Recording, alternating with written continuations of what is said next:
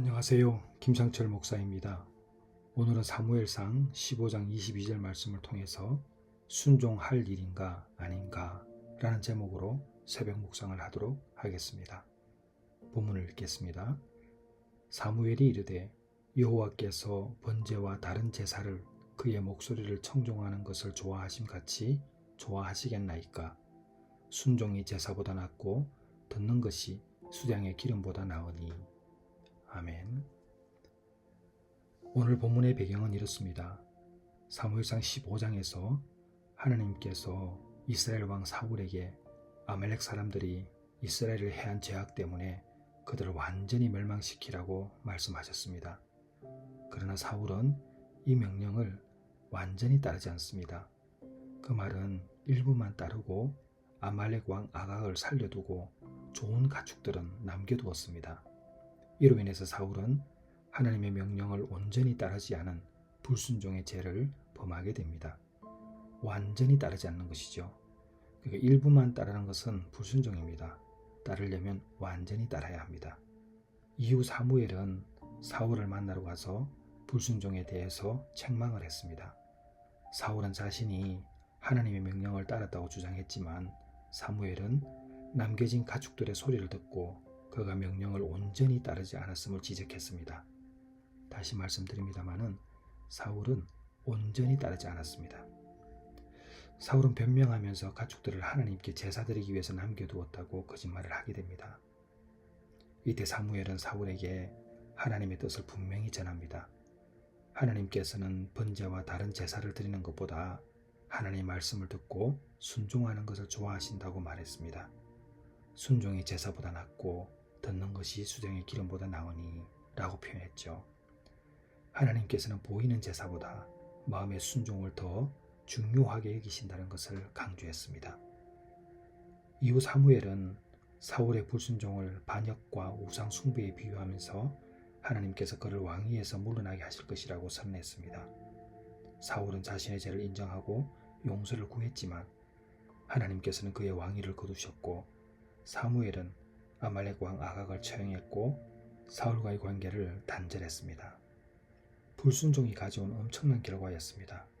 사울은 모든 것을 잃어버렸습니다. 자신이 가졌던 권력, 명예, 재산, 그리고 무엇보다 중요한 하나님과의 관계가 단절되고 말았습니다. 다시 본문으로 돌아가면 사무엘상 15장 22절은 사무엘이 사울에게 하나님의 명령을 따르는 것이 보여지는 제사보다 더 중요하다고 가르치는 구절입니다. 여기서 우리가 알게 되는 사실은 우리가 드리는 예배가 또 예배의 삶이 하나님께 올리는 헌신의 표현일 수 있지만 그것이 진정한 순종과 헌신을 대체할 수는 없습니다. 하나님께서는 우리의 외적인 행동보다 마음의 태도와 순종을 보고 계신다는 것을 알게 됩니다. 저는 이런 순종의 사람들을 만나본 일이 있습니다. 저의 멘토이기도 했던 에반 데이비스 선교사입니다. 외국제 총재였죠. 그분이 제가 잊혀진 가방이라는 영화를 만들 때에 만났는데 제가 2009년도 이분을 뵙기 위해서 통역하는 우리 소영자매와 함께 간 일이 있습니다.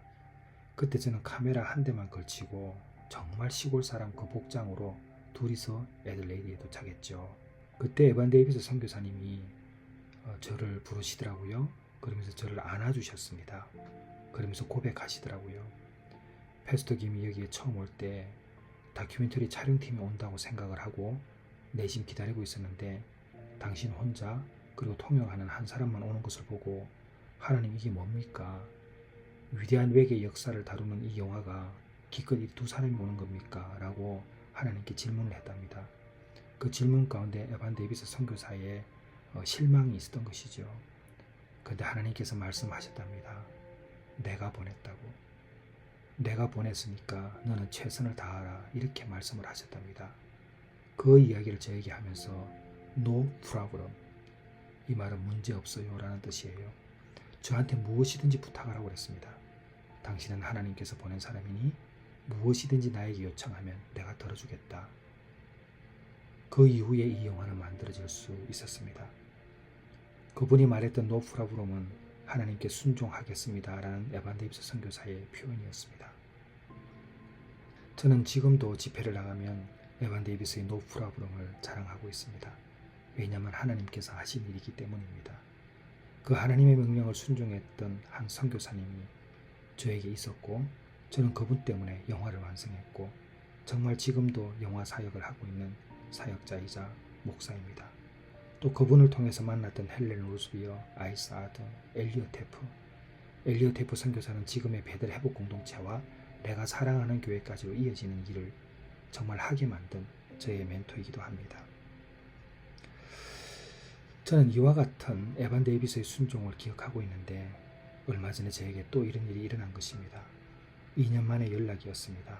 지난번 묵상에서도 말씀을 드렸지만 2년 전에 남편의 상담 때문에 연락을 주신 한 여성이 사랑하는 둘째 아들을 잃고 울면서 절규하면서 저에게 말씀하셨습니다. 아무에게도 연락할 수 없고 목사님만이 생각났다는 거예요. 저도 그때 함께 울었지만 순간적으로 내가 어떻게 해야 할까라는 생각이 들기도 했습니다. 그러나 너무나 당연하게도 저는 그들을 위로하기로 했습니다. 이유는 단 하나였습니다. 옳은 일이었기 때문입니다.